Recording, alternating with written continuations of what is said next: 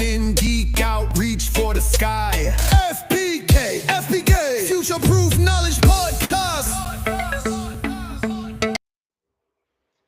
Good morning, everybody. My name is Jay Sean Mills, and I am here today. What is going on with my volume? That's not supposed to happen with that. Anyways, welcome. I am here today. We are going live. It's Jay Sean Mills with the Future Proof Knowledge Podcast Show. And we've got some major issues here. How's that? Can you hear me now? Okay. So, let's start all over. This is Jay Sean Mills with the Future Proof Knowledge Podcast Show. And today we are going to be discussing why AI is the ultimate advocate for special education. You know, in today's time, there is a lot of concern with AI, security, and PI, personal identifying information, and things of that nature. There's a lot of different elements in AI that people seem to be scared of, but I am here to tell you that AI is most definitely the equalizer for parents that are fighting for their child's rights and therapists drowning in paperwork. Um, let's get on to the point. So, talking about AI and how it is the ultimate advocate for special education. What we're looking at today is I'll use some personal experiences. So, as you all know, I have a son who is 13 years old. He is diagnosed with autism. He's nonverbal. He also, with that diagnosis and being nonverbal, he has some, don't want to call them issues. I always get tied up on words, but some behavioral um, issues that come with the diagnosis. And one of the things now that he's in school, he's on an IEP. Um, if you've ever had a child on an IEP or 504 plan, reading that documentation and getting the most out of it can be quite challenging. And what we often find is a huge gap of understanding in what the IEP is telling us and what we actually understand and are supposed to get from the IEP. So that's where I personally think AI is a great advocate for parents. Um, you're able to access information, you're able to access regulatory information and legal information. Now, keep in mind, when it comes to legal information and regulatory information, um, you're getting references, you're getting ideas of what is standard and generalized. You always have to take any legal advice or regulation advice and verify that yourself. You can't just let the AI give you answers and run to the bank or into a legal situation simply with AI information. But with that being said, in order to understand the IEP and what goals you should be looking for and different things of that nature, AI does a great job. Some of the AI tools that are available that I personally use to analyze diagnoses, assessments, IEPs, and documentations of that sort are Gemini. Google's Gemini does a great job. I also use Anthropic, which is Claude. You can also look at things like Chat GPT. But one of my favorites that I always recommend to people is, again, going to be Notebook LM. The reason why I like Notebook LM is you can build your own little profile. You set up a particular category. Let's say you're researching IEP. You create a new project for the IEP. You can upload your IEP into that project. the AI will go through the IEP, look for different information, and help you identify key points and details within that IEP. And the best part about it for me personally is it takes all that jargon, all that legal talk, all the clinical language, and it can break it down in a format that's easy for me personally to comprehend. And I'm sure I'm not the only parent who often has trouble understanding the clinical verbiage that comes off in some of these reports. So that would be one of the biggest benefits of AI for me is the fact that I'm able to take something that previously was hard for me to understand and really wrap my head around it. Some of the things that I have noticed, again, using personal experience in my son's last IEP, visually reading through it, going down, hitting all the bullet points, and checking off all the boxes, trying to get an understanding of it. When I got to the end of the IEP, everything looked accurate, looked like it was acceptable. And then I went ahead and I ran it through AI just to give me a little bit more insight. And when I ran it through AI, it identified quite a few gaps and recommended that I should hold off on signing the IEP. So rather than signing the IEP, I was able to go address the points that it brought up and bring those to the attention of the school staff.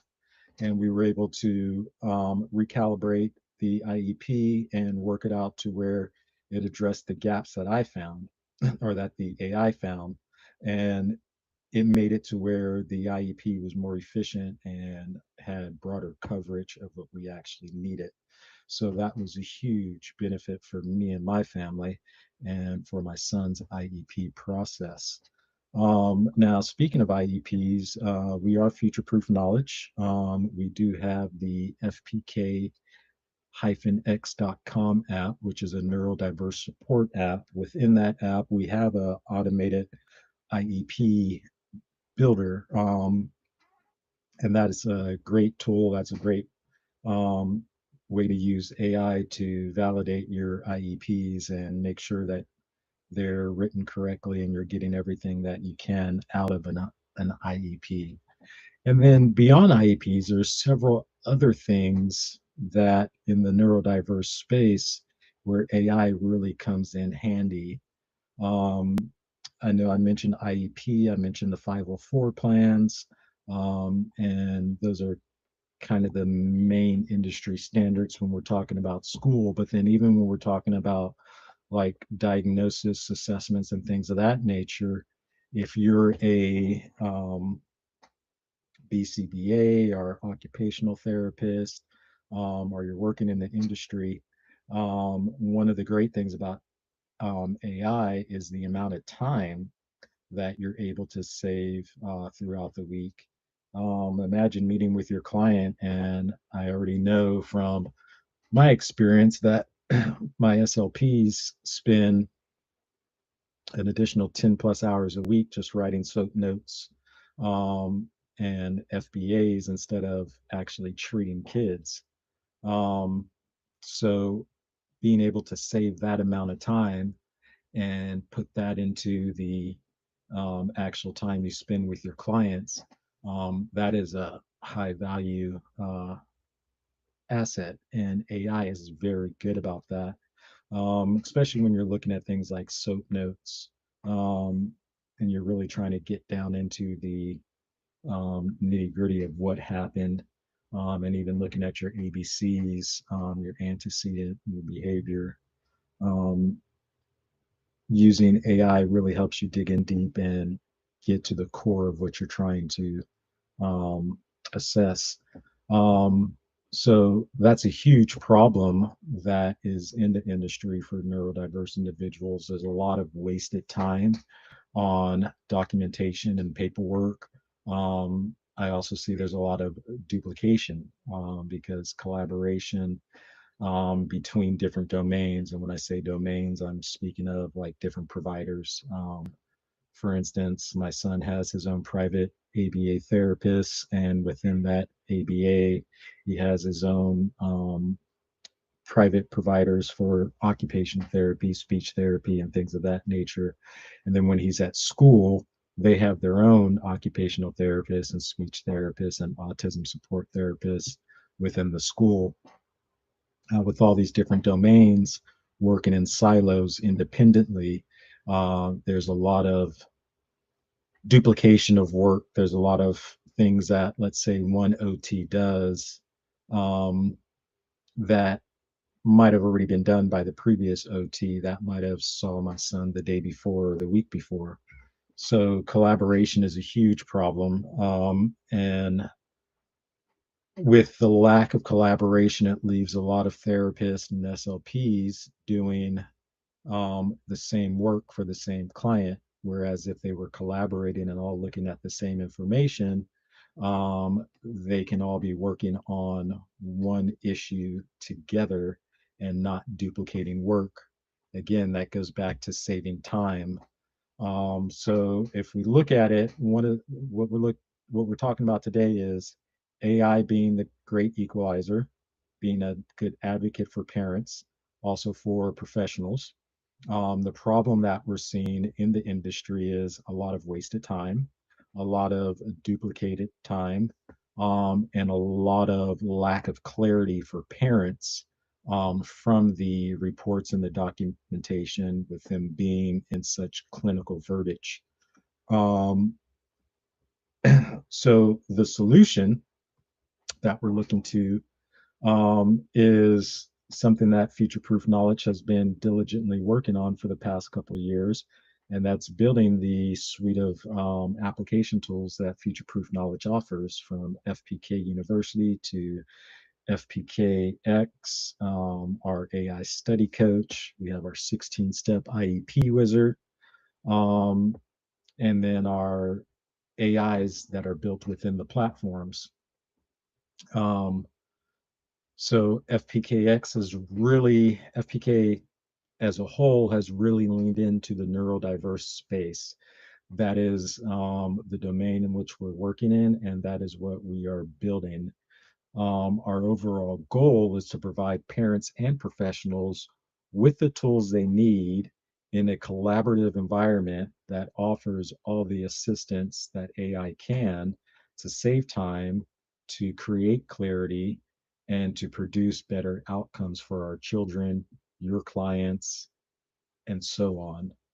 Um, some of the warnings, um, about AI, we need to use AI in a safe manner.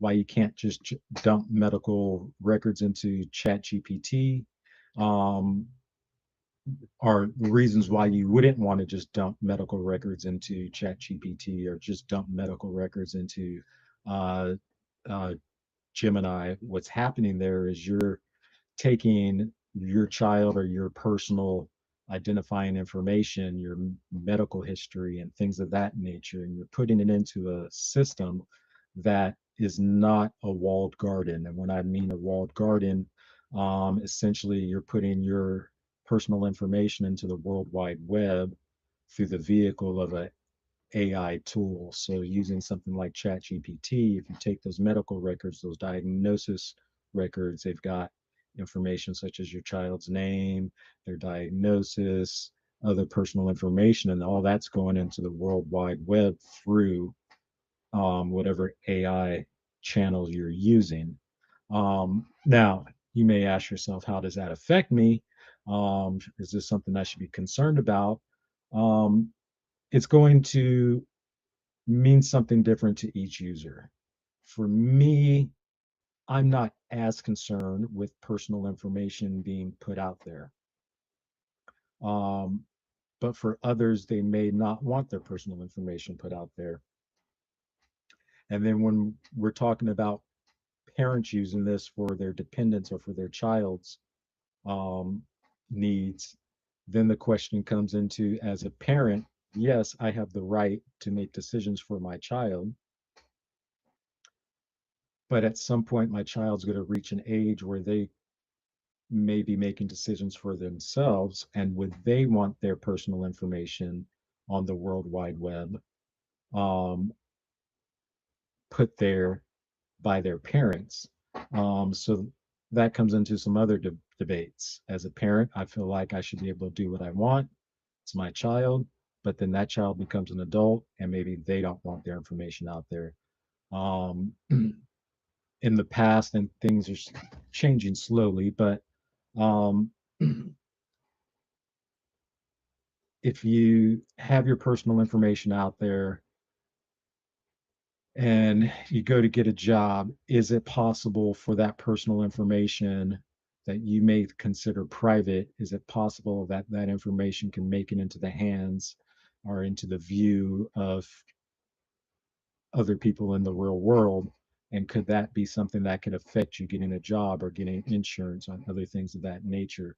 Those are all valid concerns that people have when putting their information into uh, AI systems such as ChatGPT or Google Gemini.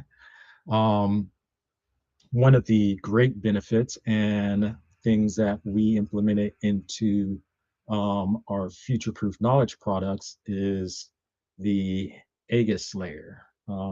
Aegis is a cloak. The comes from Greek mythology. It was a goat skin that was considered a protective cloak. Whoever wore this cloak had the ultimate protection. So we call our security layer security layer the Aegis layer.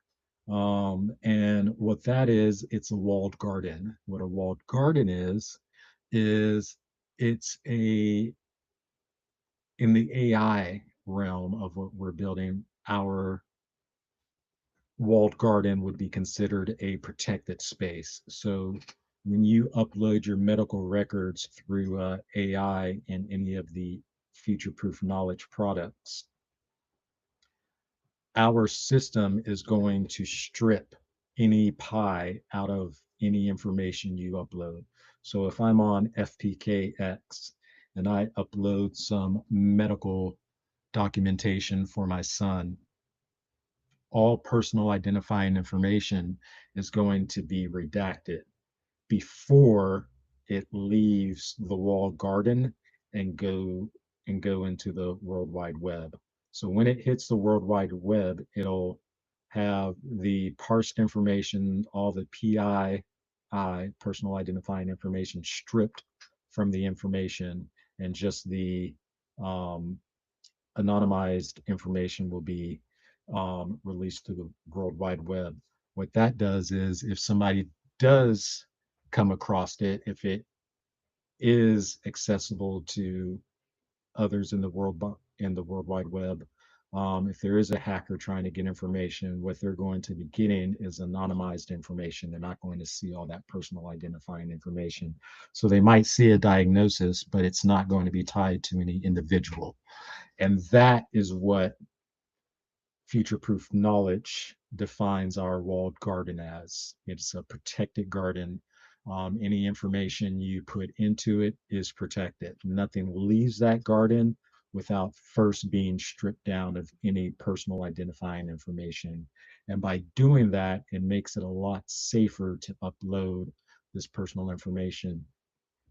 Now you can sleep at night and rest easy knowing that anything you've uploaded into a future proof knowledge AI has been protected and none of that personal identifying information is making it into other people's hands while still being able to um, get insight into that data that you've populated. So, case example, my son had a assessment done, a Vineland 3 assessment. It has a lot of personal information. It has a lot of information about his behaviors and some of his goals that we're trying to um, address. Uh, and that's something that we really want the AI to analyze and get into and look for patterns and start to give us more insights on how to address certain concerns and how we go about the future of setting goals and how we work with them. But I wouldn't want all of that information to be just floating around for anybody to identify. I wouldn't want anybody to um, see that information in 16 years when he's applying for a job, and maybe that's something that they might look at negatively. Um, by doing it this way in this walled garden, all that information is protected. We can still have AI analyze and give us insight into the data. So that's kind of what the walled garden is. So I was a little concerned about doing this podcast today by myself, but so far it seems to be going well. We're already a half hour in, and I haven't even ran out of stuff to talk about. But let me do a little recap since we're at the halfway point. Today, we are discussing why AI is the ultimate advocate for special education. What we're looking about is AI isn't just a chatbot, it's the great equalizer for parents fighting for their child's rights and therapists drowning in paperwork. Um, some of the things we've looked at so far is how long it takes a human to read and cross-reference a 50-page IEP, a 504 plan, and a year of behavioral logs. It takes a ridiculous amount of time. When you have that type of documentation, especially imagine going and transferring to a new school or transferring to a new therapy center, and that new provider or that new educator is having to go through and look at the IEP, look at the 504 plan, look at a year's worth of behavioral logs, and make sense of it so they can pick up where the last person left off. Currently, it would take that person several days to go through all that documentation and wrap their head around it and come up with a game plan to move forward. But now in the age of AI, that same person that would have spent a couple of days just trying to get caught up to speed for a new client or a new student, they now can take that and get all of that information summarized and pinpoint all the details that they need in a matter of about 15 minutes. If they really want to deep dive into it and get um, really crazy and get all the details fine tuned and everything, spend an hour playing around with AI and they just save themselves a couple of days worth of time and they're right up to speed and ready to hit the ground running with their new client or their student. So that's one of the great things that we're discussing is how we can cut the time down that it takes to onboard new students or new clients by using AI. Some of the problems that we've already addressed have been the amount of time it takes. There spends 10 plus hours a week writing SOAP notes and FBIs instead of treating kids. Um, Parents like me, I don't have a law degree, so to understand the IEP and the mandates, AI is really helpful for helping me grasp that. And then we touched on the solution. We're talking about how FPK uses our walled garden setup and some of the tools we have, like our AI study coach. Our AI study coach is a great resource for parents and also for students or individuals with neurodiversities using our AI study coach. Um, if you're looking for direct answers, if you're a parent, if you're a provider, you're looking for direct answers, it'll help you really zero in on what it is you're looking for through asking you questions. It'll use the Socratic method. I was a little unsure of the Socratic method when I first started interacting with it, but what I've come to find is that the Socratic method of learning something or understanding something is so powerful. Traditionally, when I would go to try to understand something, it was, how does this work? And it tells me, this is how this works. Well, what's the process? Well, here's the process. That's great. It gave me the information I needed. And then I go through and I start figuring out the process.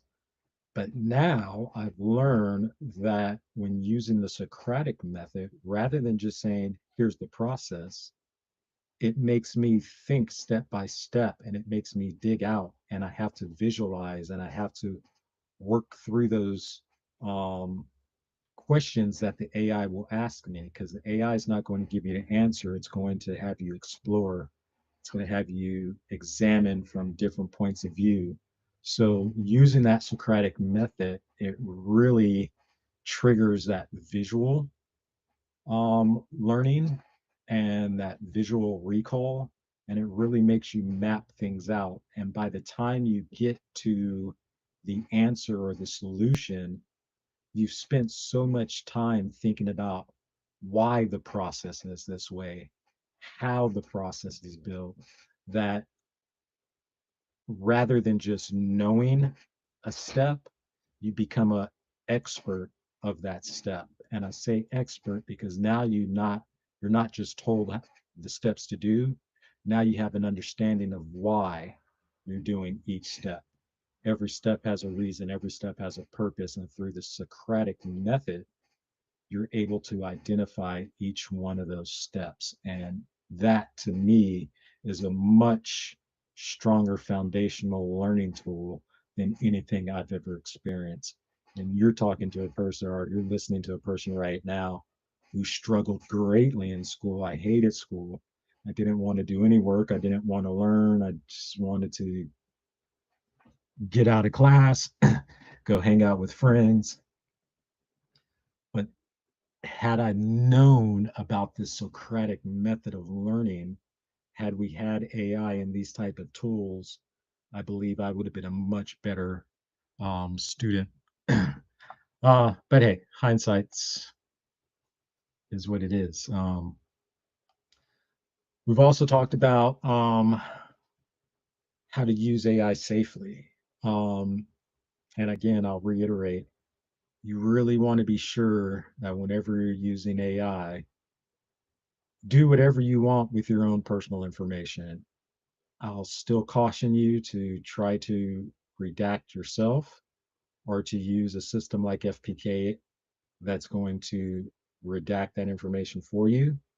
But you're an adult, you use it how you want. If you're okay with your personal information being out there, by all means, do what you do.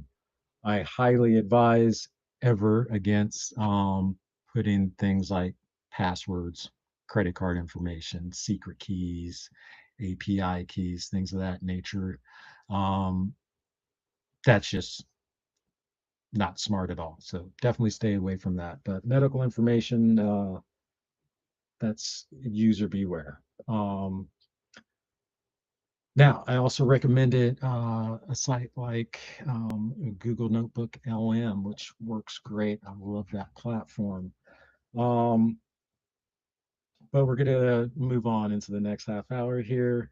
Um, what we're doing here at FPK is we're building products for neurodiverse minds.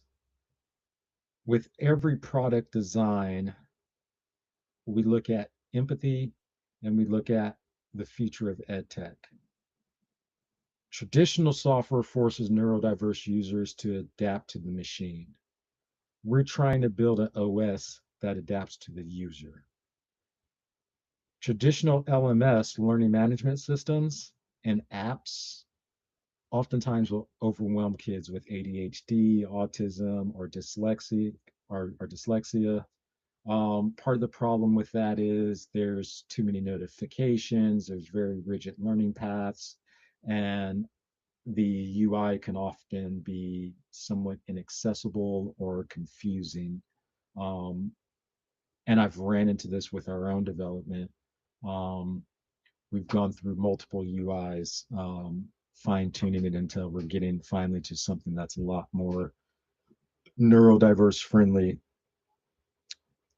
larger, clear buttons, less clutter, less actions to complete a step. Our goal is no more than 3 button clicks to get to and start the feature you're looking for. From the minute you log on and land on your dashboard, there's anything you want to do on any one of our platforms, our goal is no more than 3 button clicks and you're into what you're looking for. Um, so that's some of the problems with most of the platforms out there that claim to be for neurodiverse learners. Too many notifications, rigid learning paths, inaccessible or just crazy UIs. Some of the solutions we're looking for are things that are easier on the eyes, less clutter, um, contrast, and things of that nature. So here at FPK, we're building everything with a high focus mode. We want fonts that are appropriate fonts for neurodiverse minds. So within our accessibility features, you can change fonts from standard fonts to open dyslexic fonts, other fonts that have wider spacing, bigger letters, um, even the overall brightness of the screen. We can reduce the screen brightness.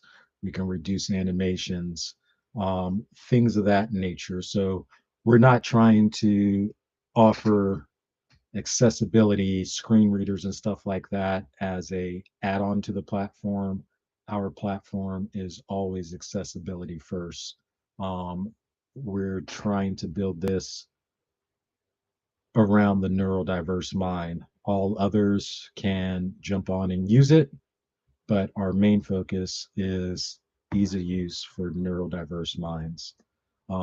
If it's easy to use for a neurodiverse mind like mine, it should be super easy to use for neurotypical minds.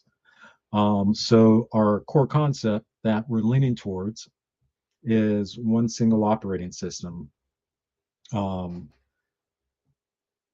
that's where the FPKX platform is going to live. The FPK University platform is going to live on one operating system. And it's going to kind of have a Lego block setup. But I'm going a little bit off track there, so I'm going to rein this back in. With our operating system and all of our platforms, AI is the core utility to everything we build. We're not using AI just for the sake of using AI. We're using AI within products to create better products. Um, our smart AI that we are implementing within our systems are designed in that walled garden that I've explained today so that it protects your personal information.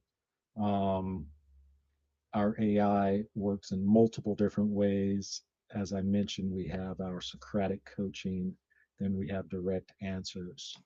Um, so I encourage everyone who's listening um, to do 3 things over the next few days until we meet back here for our next podcast on Tuesday. Um, First of all, go into FPKX, go into FPK University, create an account, and play around. Just have some fun, see what we have in there. One of the features I'd like to point you to is try out the Maestro. It's our AI similar to Copilot. It works just like a regular chat interface, and it is built in a walled garden. So you can safely communicate with AI and ask questions. The second thing I'd have you do over the next week, and look at me giving listeners homework assignments. Um, Find some of your most important documents um, and play with AI to see if you can get a clearer understanding of something you weren't able to clearly understand before. Just kind of see the power of what AI can do. And the third thing I'd like you to do, actually, there's only 2 things. There is no third thing. The third thing I'd like you to do is have a great and fabulous week. and be sure to pop back in here next week. I'll be going solo again next week, but next week I plan on having a couple of guests with me, and we're going to go a little bit deeper into some other topics. I want to bring you guys some information that'll help you start to prepare for the coming school year. Um, we'll have some tips on how to prepare for your next IEP or 504 plan, what things you might want to have in place or set up and ready to go when you start the new school year for your child, um, how to address some of the goals. And also, a very important one is we are in the summer break right now. You are at home, you are working with your child, you're seeing new patterns, you're seeing new behaviors. They're growing up fast throughout these couple of months before they go back to school. When they go back to school, they're going to be a different person than they were when they finished school last year. So start taking notes, start looking at things that have changed, some of their development things, where they've matured, maybe even some of the things re- that they've regressed on. Take notes, jot this stuff down, whether you're using one of our platforms, FPKX or FPK University. If you're using FPKX, do some logs, log some of this information. If you're not, open up a Google spreadsheet and start logging some of this information, some of the changes you're seeing, some of the new behaviors. Um, Also within that, definitely highlight some milestones. If your child's done something new this summer, something that they hadn't done before, or they picked up a new um, skill that they didn't have last year, all of those wins, really, really make sure you write those down. Taking all of this information that we collect during the summer when your child's not in school is really important because oftentimes we get back to school, we don't have this information, we didn't track it, and now your teacher is playing catch up. They're having to learn these new behaviors, they're having to find out these new things, whether it's a regression or a new skill that they've obtained. And it takes them a month or two before they get caught up and they're back in the swing of things. So rather than having that delay, if we take notes now, we track these things, and we have a nice handoff for the start of the year, that gives that teacher a chance to get caught up with your child and hit the ground running instead of having to spend the next few weeks learning these new things and finding out how everything was. So, if there's one thing that we can do during this summer break before our kids go back to school is definitely tracking and identifying any wins, any regressions, any details that have gone on over the summer. And let's just write it down. They don't have to be long, detailed notes. Just hit the bullet points. And what I'll do is one of our last podcasts before school goes back in, um, we will ask you to come to the show with your notes, and we will teach you how to use AI to turn all of your bullet points, all your summer bullet points, into a nice summary handoff note for your educators or your therapist, so that way they can get the school year started off on the right track. So I think with that said, that's going to be a wrap for the Future Proof Knowledge podcast show today. I'm sorry it's not as exciting with just me by myself, but all in all, I think we've done great, right? Yes, yes, yes, yes. And yes, I always like to use the sound effect. We're doing this, people. Be sure to come back next week. We'll be doing this again. Other than that, I would say you all have a great weekend, and be sure to take those notes. And with that said, everyone, be good. Future Proof Knowledge, Jay Sean Mills, and I am signing off. Have a good one. FPK. FPK. FBK, Future Proof Knowledge Podcast. Mind unlocked. With every episode we cast. Real talk, real tools, wisdom on the fly. Tune in, geek out, reach for the sky. FBK, Future Proof Knowledge Podcast.